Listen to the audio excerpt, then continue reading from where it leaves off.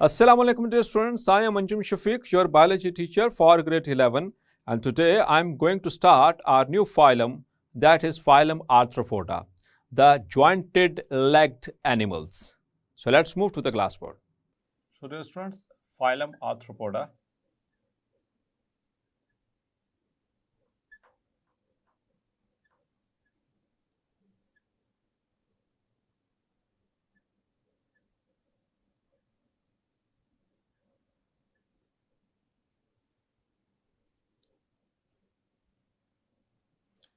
Or the animals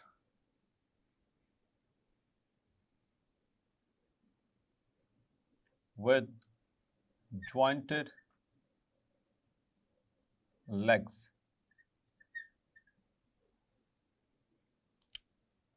ऐसे animals जिनकी टांगों में जोड़ होते हैं उनको कहते हैं द आर्थ्रोपोड्स। तो आप सोच रहे होंगे वो तो हमारे अंदर भी हैं, तो फिर हम आर्थ्रोपोड में क्यों नहीं है? We are chordates. The difference is that we are chordates, हम वर्टिब्रेट हैं, हमारे अंदर रीढ़ की हड्डी मौजूद है, और इन आर्थ्रोपोड्स के अंदर रीढ़ की हड्डी मौजूद नहीं है, ये इनवर्टिब्रेट्स। ठीक है, जॉइंटेड अपेंडिसेस हमारे अंदर भी हैं, हमारे भी जो हाथ और पाँव उनके अंदर जोड़ हैं, लेकिन हम वर्टिब्रेट्स हैं, मतलब कि हमारे अंदर रीढ़ की हड्डी मौजूद है, इनके अंदर रीढ़ की हड्डी मौजूद नहीं होती, इनके अंदर एक्सोस्केलेटन होता है, हमारे अंदर एंडोस्केलेटन होता है। So that is the difference. Basically it is a Greek word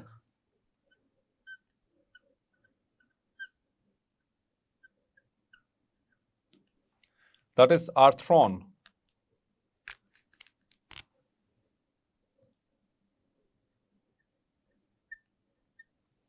और आर्थ्रॉन का मतलब होता है जोड़, joint, meaning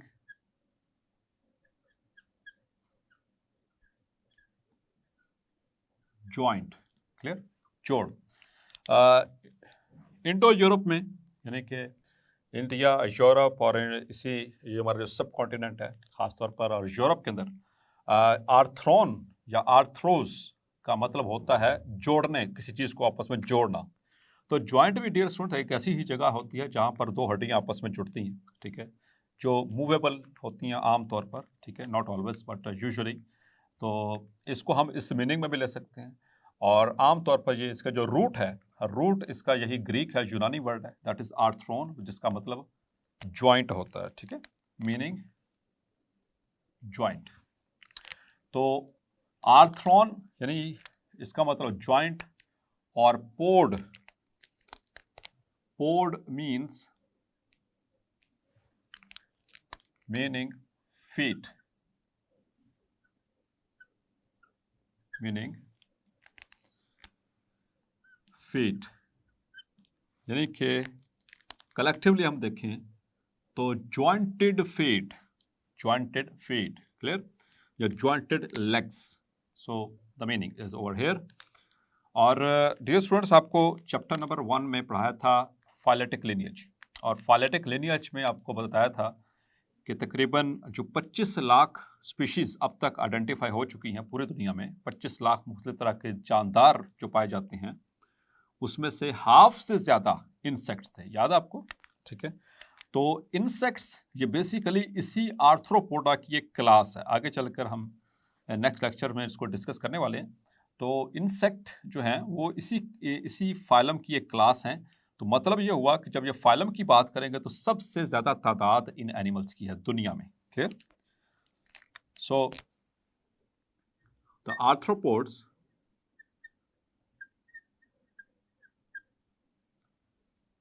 cover more than half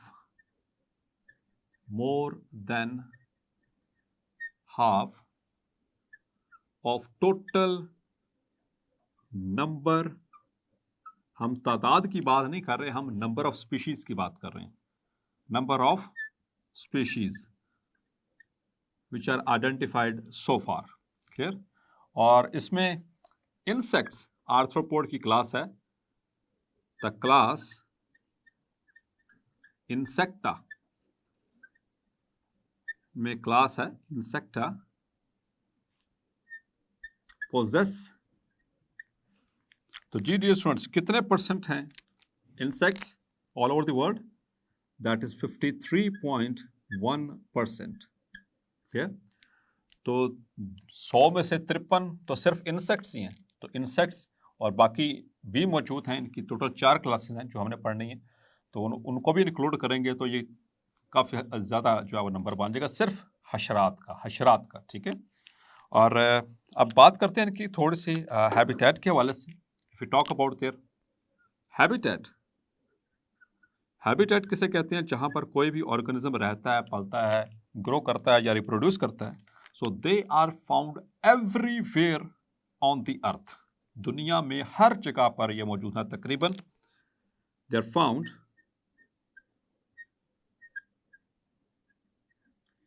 everywhere on land and water, पानी में भी, खुश्की में भी, और वाटर में अगर हम बात करें, चाहे वो फ्रेश वाटर है, चाहे वो मरीन वाटर है, हर जगह पर fresh water as well as marine water या समुद्री पानी, हर जगह पर ये मौजूद है। So that is their habitat. इनमें से कुछ अगर इनकी बॉडी फॉर्म की बात करें, द बॉडी फॉर्म्स और बॉडी, सो इनकी body, the body is segmented, the body is segmented मतलब सेगमेंट्स है, और इसी वजह से ये कॉमन ओरिजिन शेयर करते हैं वो द एनालिट्स। आगे चलकर मैं डिस्कशन करूंगा अब इसी लेक्चर में। The body is segmented, the body is segmented, some are worm like, कुछ जो उसमें है वो वर्म्स की तरह के हैं, यानी कीड़ों की तरह के, worm like, for example centipedes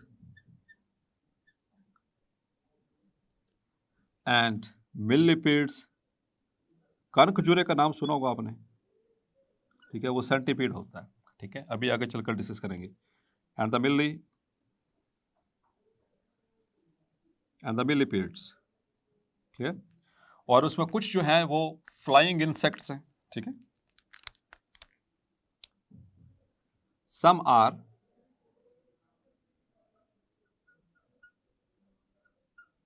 flying insects मतलब उसमें कुछ उड़ने वाले कीड़े भी मौजूद हैं। ठीक है, और जो फ्लाइंग इंसेक्ट्स हैं दे हैव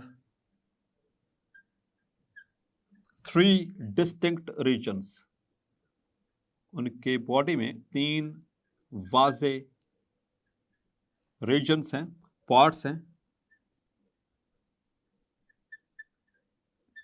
दैट इज, सबसे पहले हेड, फिर उसके बाद थोरैक्स एंड एब्डोमेन। तो ये 3 मेजर रीजन्स हैं जो फ्लाइंग इंसेक्ट्स हैं। ठीक है, खास तौर पर उनकी बात हो रही है, और इसी वजह जो फ्लाइंग इंसेक्ट्स हैं वो पीरियोडिकली विजिट करते हैं। ठीक है, जगहों को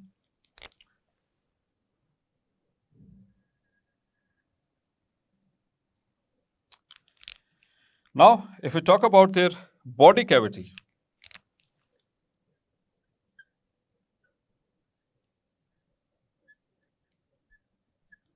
तो डियर स्टूडेंट्स, चूंकि ये सीलोमेट्स हैं, ट्रिप्लोब्लास्टिक हैं और सीलोमेट्स हैं, phylum arthropoda.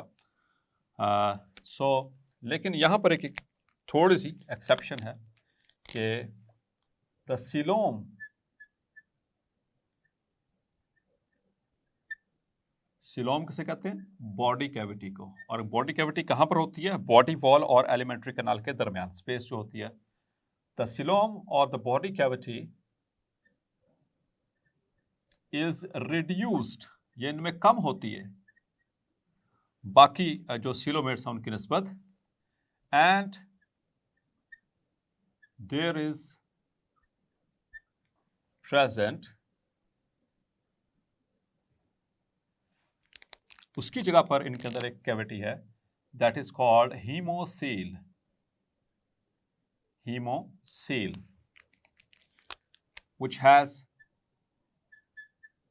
which has relationship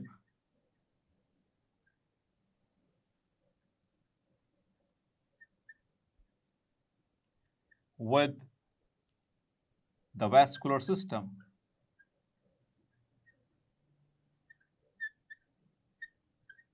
मतलब कि इनके अंदर जो सर्कुलेटरी सिस्टम है उसके साथ, हीम ब्लड को कहते हैं, ठीक है, सील कैविटी को कहते हैं। तो एक बड़ी सी कैविटी है जो कि इनके ब्लड सर्कुलेटरी सिस्टम से या ट्रांसपोर्ट सिस्टम के साथ रिलेटेड है, उसको हम कहते हैं haemocoel. Now they share common origin, they share common origin according to evolutionary concept. Common origin. The arthropods share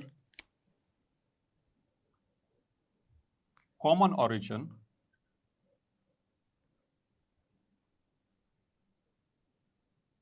with MCQ है, इसको लाइन इसको मार्क कर लीजिए please. They share common origin with annelids. Annelids कौन से, जो previously हमने discuss किए सेगमेंटेड वर्म्स, ठीक है, उनके साथ ये कॉमन ओरिजिन शेयर करते हैं। उसकी reason because of some structures in common, कुछ स्ट्रक्चर्स हैं जो कि इन दोनों में कॉमन है, लाइक सेगमेंटेड बॉडी,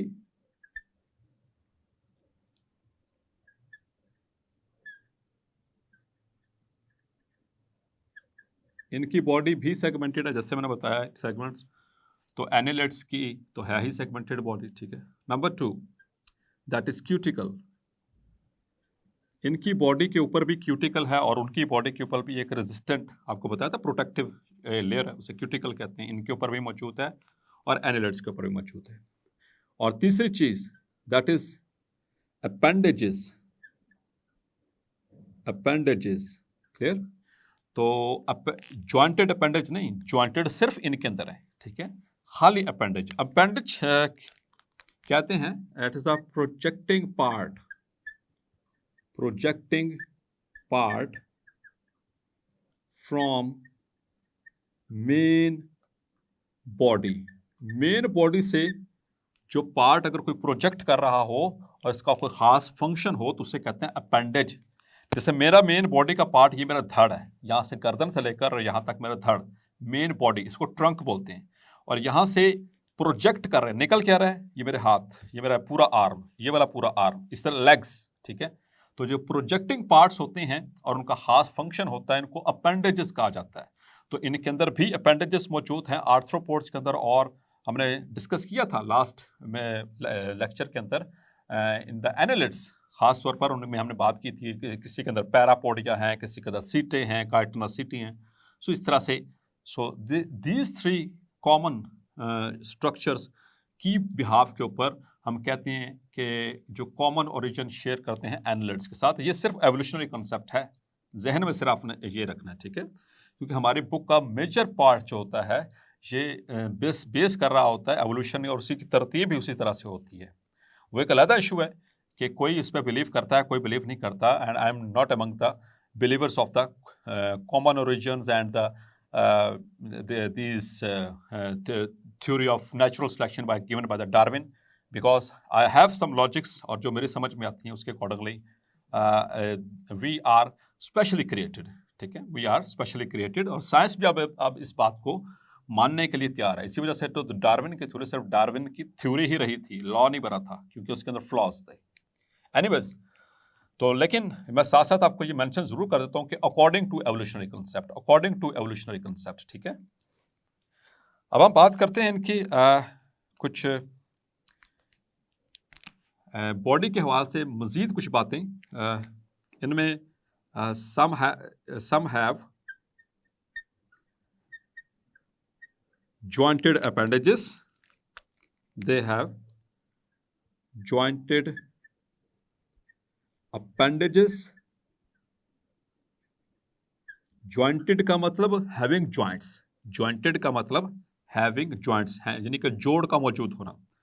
तो इनके जो उनसे प्रोजेक्टिंग पार्ट्स हैं उनके अंदर जॉइंट्स मौजूद है, जैसे मेरे बाजू के अंदर जॉइंट है, shoulder joint, elbow joint, wrist joint, ठीक है, इसी तरह से इनके अंदर भी मौजूद होते हैं।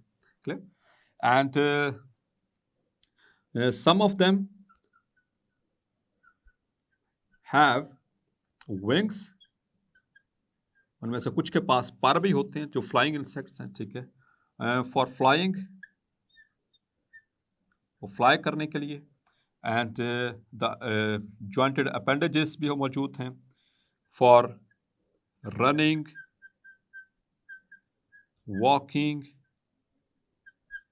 ये विंग्स की बात नहीं कर रहा हूँ, ये अपेंडेजेस की ओवरऑल बात कर रहा हूँ, ठीक है, फॉर वॉकिंग एंड क्रॉलिंग, रेंगने के लिए, एंड फॉर क्रॉलिंग एक्सेट्रा। तो ये इनका कुछ बेसिक बातें इनके हवाले से। और नाउ डियर स्टूडेंट्स, हम बात करेंगे इनके सिस्टम्स के हवाले से। तो सिस्टम्स के एतबार से बात करें तो ये बहुत वेल डेवलप्ड, बिल्कुल फिट किस्म के अल्लाह ताला ने इनको सिस्टम अता किए।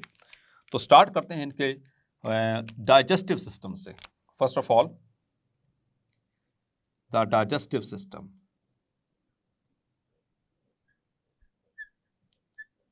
तो देखें, सिंपल से हम कॉम्प्लेक्स की तरफ आ रहे हैं, ठीक है। कहाँ पे जहाँ पर ना तो रेस्पिरेटरी सिस्टम, फिर आहिस्ता आहिस्ता रेस्पिरेटरी सिस्टम, और वो फिर सर्कुलेटरी सिस्टम आ गया, और फिर मस्कुलर सिस्टम आ गया, और एक्सक्रीटरी सिस्टम आ गया। तो ग्रेजुअली हम बात कर रहे हैं इसमें जो चेंजेस आ रहे हैं, कुछ बेस्ट से बेस्ट की तरफ आ रहे हैं। तो अब तक जितने इससे प्रीवियसली फाइला पड़े उनमें से फिलहाल ये इनके अंदर जो फीचर्स अल्लाह ताला रखे ये बेस्ट है, ठीक है, उन प्रीवियस के एतबार से। So digestive system is well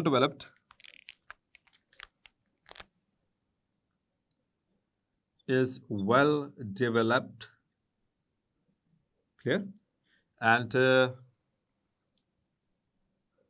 has 3 parts, उसके 3 parts हैं, that is foregut, midgut and hindgut। तो ये 3 मेजर पार्ट्स इसके डाइजेस्टिव सिस्टम के, एंटीरियर माउथ और पोस्टीरियर एनस,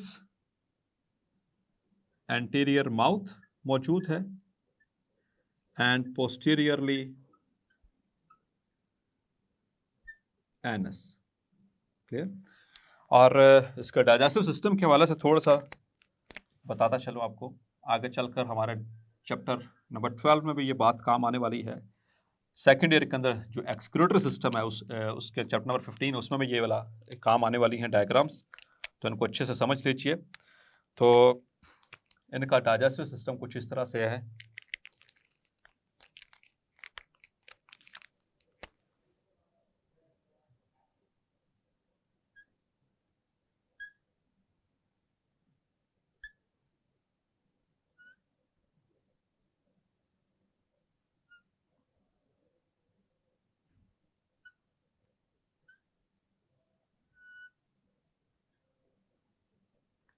और डियर स्टूडेंट्स, आप परेशान मत होइएगा, आप लोगों ने बाकायदा इसका प्रैक्टिकल भी परफॉर्म करना है, ठीक है, प्रैक्टिकल भी है आपका।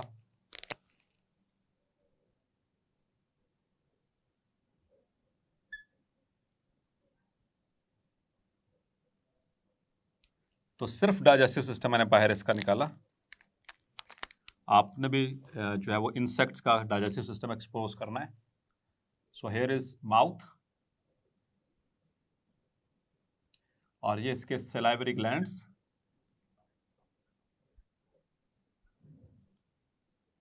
ठीक है, और ये वाला पोर्शन इसका oesophagus, this is crop, and this one is gizzard.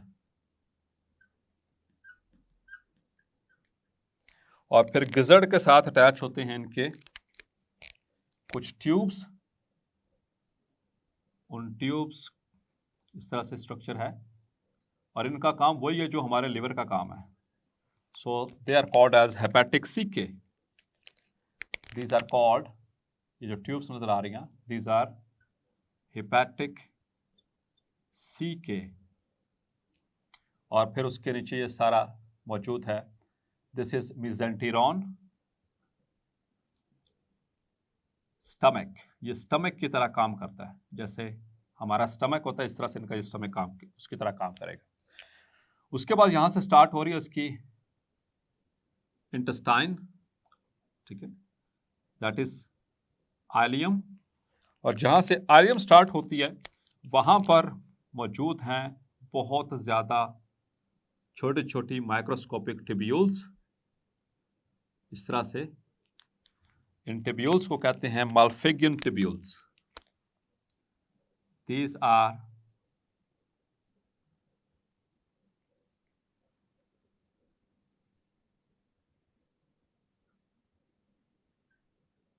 माल्फिगियन tubules. ये बिल्कुल वही काम कर रही हैं जो हमारे गुर्दे काम करते हैं, मीन्स कि हमारे किडनीज, ये उसका एनालॉग है।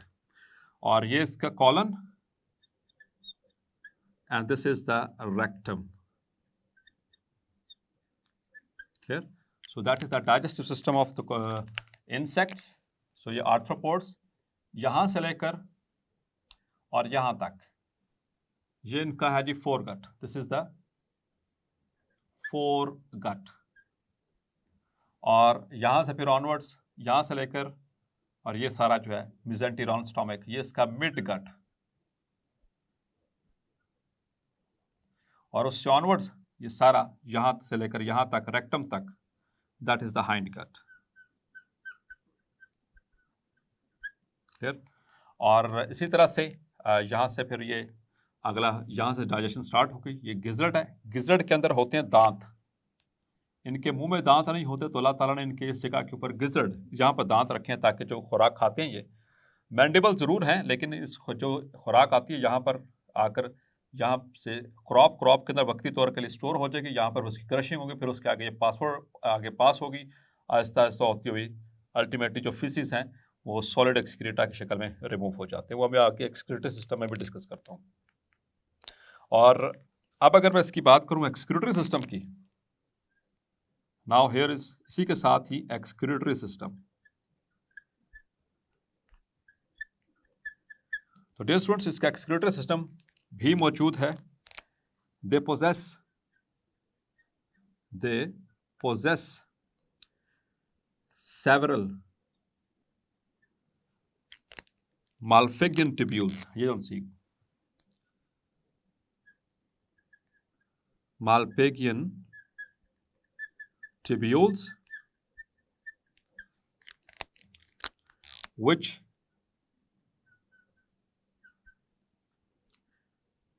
secrete nitrogenous waste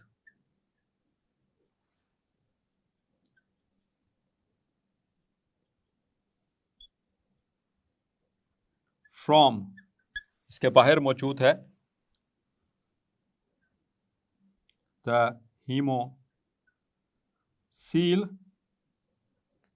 cavity, उसमें इनका ब्लड मौजूद है, ठीक है, colourless blood, haemocoel which is called, उसके अंदर मौजूद है haemolymph. Haemocoel is the cavity और हीमोलिम्फ इसके अंदर जो फ्लूइड है, ठीक है, उसका ब्लड, कलरलेस ब्लड, इसमें रेड ब्लड सेल्स नहीं होते, इनटू वहां से रिमूव करेगा हीमोलिम्फ से और किस में भेजेगा, into the end secretes into hind gut where they are excreted as solid excreta, बिल्कुल solid excreta। एक्सक्रीटा कहते हैं फीसिस को उनकी, ठीक है, जो अनडाइजेस्टेड वेट होता है, ठीक है, उसको कहते हैं excreta in the form of, और इनके अंदर जो सॉलिड एक्सक्रीटा होता है it is in the form of uric acid. याद रखिएगा, यूरिक एसिड की क्रिस्टल्स होते हैं उसकी शक्ल में ये अनडाइजेस्टेड वेट जो पूरे बॉडी से था वो नाइट्रोजनस वेस्ट उसको रिमूव कर देंगे. So this is their excretory system. Now the nervous system.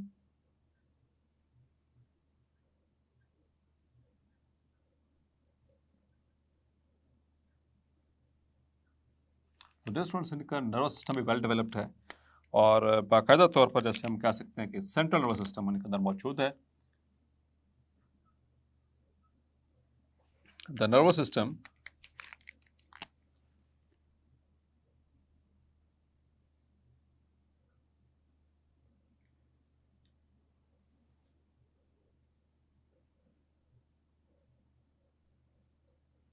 is well developed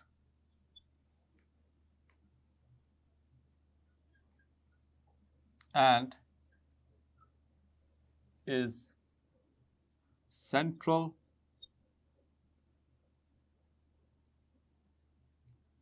nervous system. Clear? Or it consists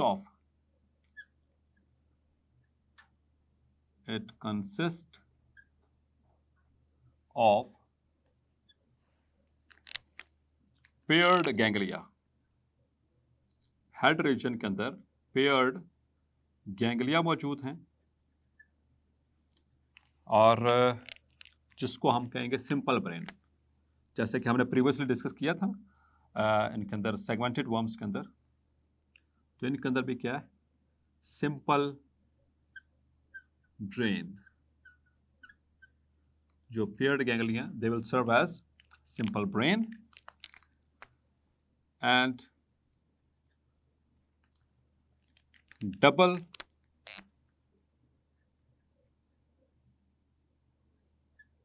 solid ventral longitudinally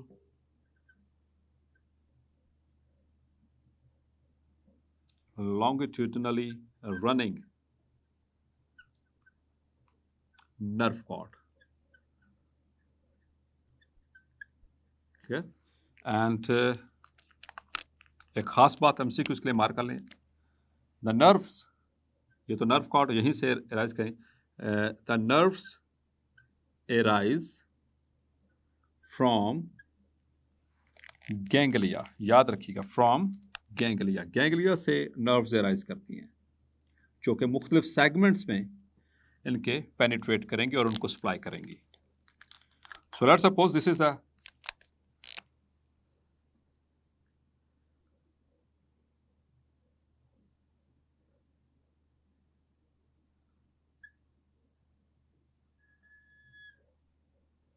the body of cockroach जो कि एक इंसेक्ट है और आर्थ्रोपोड. और यहाँ पर मौजूद हैं इनके, so here is a paired ganglia. और यहीं से फिर nerve cords, double nerve cord, solid है, वेंट्रल है, डबल. ठीक है. ऐसे लॉन्गिट्यूडिनल रनिंग और रास्ते में मुख्तलिफ सेगमेंट्स के अंदर फिर मज़ीद गैंग्लिया भी मौजूद होते हैं. ठीक है.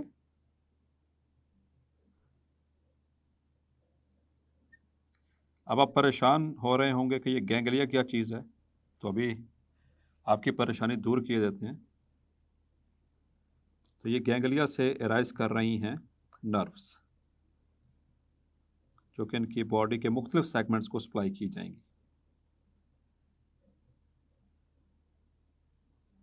ठीक है. सो दिस इज हेड रीजन. ये इसका हेड रीजन है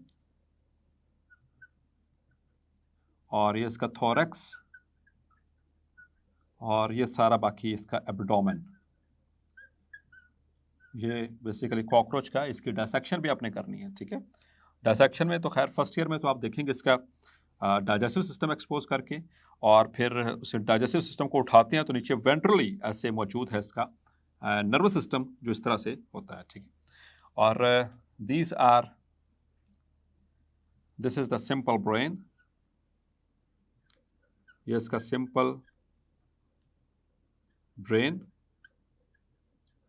और ये डियर स्टूडेंट्स ये है जी इसकी double nerve cord.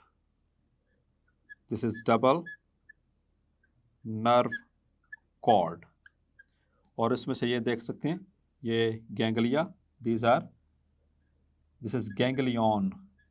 Ganglion singular है, गैंग्लिया इसकी प्लूरल फॉर्म है, और यहीं से देखिए गैंग्लिया से अराइज कर रही हैं नर्व्स, जो कि मुख्तलिफ हिस्सों को सप्लाई करेंगी, इनके मुख्तलिफ सेगमेंट्स को सप्लाई जिस जिस सेगमेंट से निकल रही है। तो इनका नंबर भी वेरी करता है, ठीक है। आमतौर पर जैसे मैं अगर इस इंसेक्ट की बात करूं, इस ये कॉकरोच की, तो इसके 3 गैंग्लिया इसके थोरैक्स में होती हैं और 6 गैंग्लिया इसके एब्डोमेन में होती हैं, ठीक है। और यहाँ पर इसका हेड के अंदर अपेयर्ड गैंग्लिया देयर, जो कि ब्रेन का काम कर रहा है, ठीक है। सो मतलब they have well developed nervous system.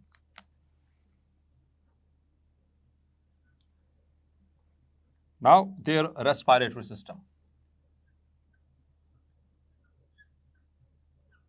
Respiratory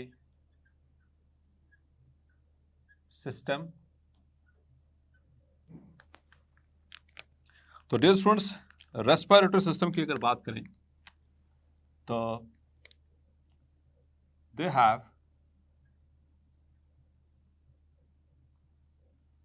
a well developed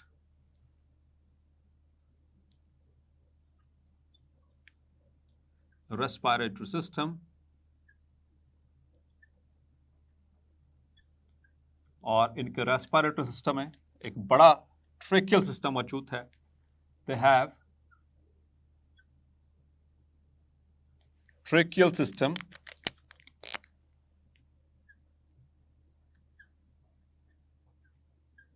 और इस ट्रेकियल सिस्टम की अगर मैं बात करूं तो इसमें क्या क्या मौजूद है। इसमें it consist of an opening, बाहर की तरफ होती है, ठीक है, उसे स्पायरेकल कहते हैं। उसके बाद ट्रेकिया, उसके बाद ट्रेकिया, ट्रेकिया के बाद ट्रेकियोल्स, और ट्रेकियोल्स इनटू ब्लाइंड डक्ट्स, और ब्लाइंड डक्ट्स के एंड पे मौजूद हैं इनके the respiratory cells, respiratory cells. तो ये इनका ट्रेकियल सिस्टम है, बहुत ज़बरदस्त, और इनके लिटरल साइड्स पे मौजूद है। क्लियर, यही रिस्पॉन्सिबल है इनके गैसेस एक्सचेंज के लिए, ठीक है। देयर इज रिमार्क्ड inhalation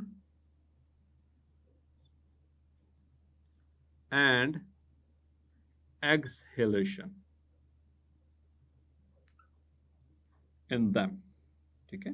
बाकायदा तौर पर जैसे हम इनहेल करते हैं सांस को और एक्सहेल करते हैं, इसी तरह से इनके अंदर भी मौजूद है। और अगर मैं इस कॉकरोच को ही आगे कंटिन्यू करूं, क्योंकि इसी के सिस्टम की बात हो रही है, डाइजेस्टिव सिस्टम भी इसी का डिस्कस किया, रेस्पिरेटरी सिस्टम भी इसी का डिस्कस करूंगा, नर्वस सिस्टम भी इसी का डिस्कस किया। सो ये हेड एंड थोरैक्स, एब्डोमेन, ठीक है।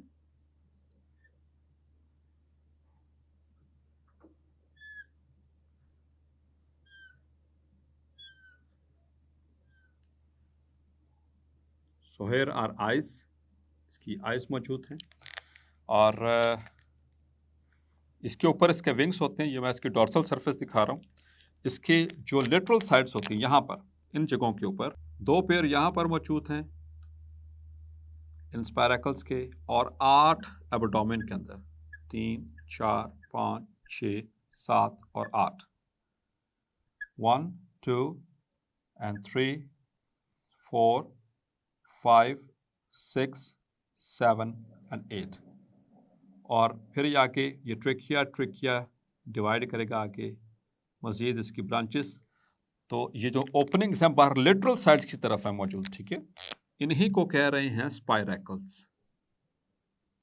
These are स्पायरेकल्स। और इसमें से अगर एक सिर्फ बड़ा करके दिखा दूं आपको, ताकि आपको समझ आ सके जो हमने टर्मिनोलॉजी इस्तेमाल की इसमें, तो ये कुछ इस तरह से होगा। सो बाहर ये main trachea,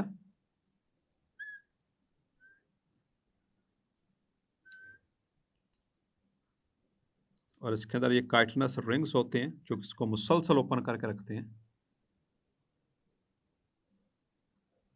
tracheoles, blind ducts, और इसके एंड पे मौजूद हैं इसके द रेस्पिरेटरी सेल। तो ये spiracle, trachea and tracheoles, and these are the blind ducts। ठीक है, और आगे फिर इनके जो टिश्यूज मौजूद होंगे जहाँ पर उसकी गैसेस की डिफ्यूजन होगी, और इसी तरह से इनके अंदर। अच्छा डियर स्टूडेंट्स, इनके जो सेंसरी ऑर्गन्स हैं वो दो हैं। एक तो ये कंपाउंड आइज, और यहाँ पर हेड के ऊपर होते हैं पेयर्ड एंटीना। ठीक है, दिस इज एंटीना, और ये इसकी कंपाउंड आइज। ठीक है, कंपाउंड आइज होती हैं, सादा आइज नहीं होती, और ये इनके सेंसरी ऑर्गन्स हैं, ये आपने याद रखना है। ठीक है, तो that is their respiratory system. अब हम बात करते हैं इनके सर्कुलेटरी सिस्टम के एतबार से।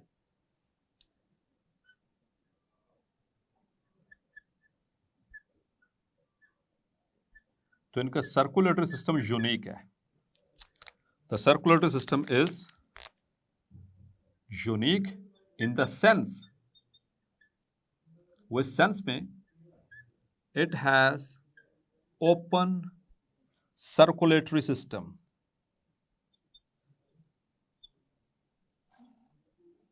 ओपन सर्कुलेटरी सिस्टम इनके अंदर मौजूद है। और बताया था आपको मैंने, ब्लड सर्कुलेटरी सिस्टम दो तरह के होते हैं, क्लोज और एक ओपन। तो क्लोज हमने किसमें देखा था? एनिलिड्स के अंदर। ठीक है, और इनके अंदर है ओपन। ओपन का मतलब है इनके अंदर ब्लड वेसल्स नहीं होंगी। तो पूरी बॉडी के अंदर द हीमोलिम्फ, इनके अंदर जो ब्लड है उसे कहते हैं haemolymph, flows and baths the tissues directly. उसको डायरेक्टली बात करेंगे, क्लियर, हर टिश्यूज को, और वहीं पे डायरेक्टली इनकी यानी के साथ वो डिफ्यूजन ऑफ गैसेस होगा। द ब्लड इज कलरलेस, इनका ब्लड कलरलेस होता है, ये खास बात याद रखनी है, blood colourless, and have no haemoglobin, इसमें हीमोग्लोबिन नहीं होती है। और हीमोग्लोबिन का पता आपको, ये रेड पिगमेंट है जिसकी वजह से रेड ब्लड सेल्स का कलर रेड होता है, तो इनके अंदर वो एब्सेंट है, इस वजह से इनका जो ब्लड है वो कलरलेस कहलाएगा। Now if you talk about their skeleton, so the skeleton is exo, they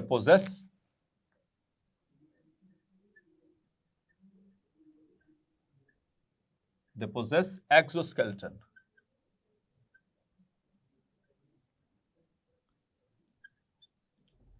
which is firm and hard and is periodically shed by ecdysis in immature arthropods. Clear? So that is their skeletal system. Now the reproductive system.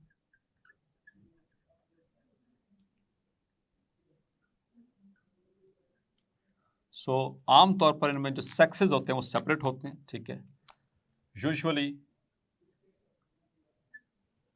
the sexes are separate, clear, और इनके अंदर बाकायदा तौर पर वो पूरा system मौजूद है, टेस्टिस एंड मेल्स के अंदर टेस्टिस एंड वास डेफरेंस, और उसके बाद सेमिनल वेसिकल्स, फीमेल्स के अंदर ओवरी और ओविडक्ट्स और यूट्रस, एवरीथिंग, ठीक है। तो इनके अंदर इस तरह से बनता है एंड दे ले एग्स, ठीक है, जो कि इनके रिप्रोडक्टिव सिस्टम से रिलेटेड हैं। सो डियर स्टूडेंट्स, होपफुली आज का लेक्चर भी आपको क्लैरिफाई हो गया होगा। मिलते हैं नेक्स्ट लेक्चर में और डिस्कस करेंगे मेटामॉर्फोसिस। तब तक अपना ख्याल रखिएगा। अल्लाह हाफिज।